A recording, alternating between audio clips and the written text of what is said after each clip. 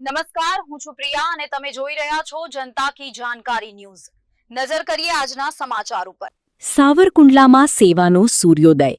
મમતા ઘર દ્વારા 100થી વધુ વંચિત બાળકોના જીવનમાં શિક્ષણનો ઉજાસ। શિક્ષણ અને સંસ્કારનો મહાયજ્ઞ।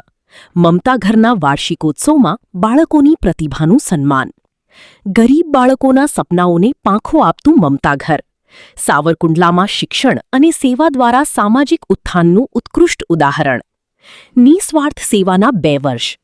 100થી વધુ બાળકોને દત્તક લઈ શિક્ષણ, આશ્રય અને સંસ્કારોનું ભાથું પૂરું પાડતી સંસ્થા।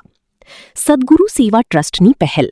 245થી વધુ જરૂરિયાતમંદ બાળકો મેળવી રહ્યા છે વિનામૂલ્યે શિક્ષણ અને પૌષ્ટિક ભોજન। મારું નામ રાવળ અલ્પા છે।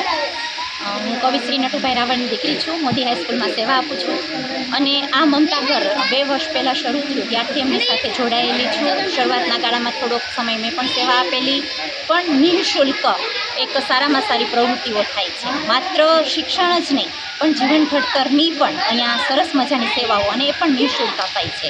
મમતા ઘર નામ પ્રમાણે જ પોતાના ગુણો ધરાવે છે।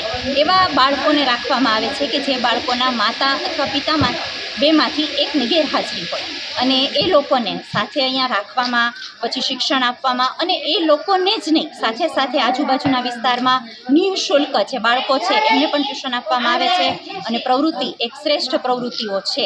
આજે 2 વર્ષ થયું પણ વટવૃક્ષ જેવી પ્રવૃત્તિ થઈ ગઈ હોય એવું લાગે છે।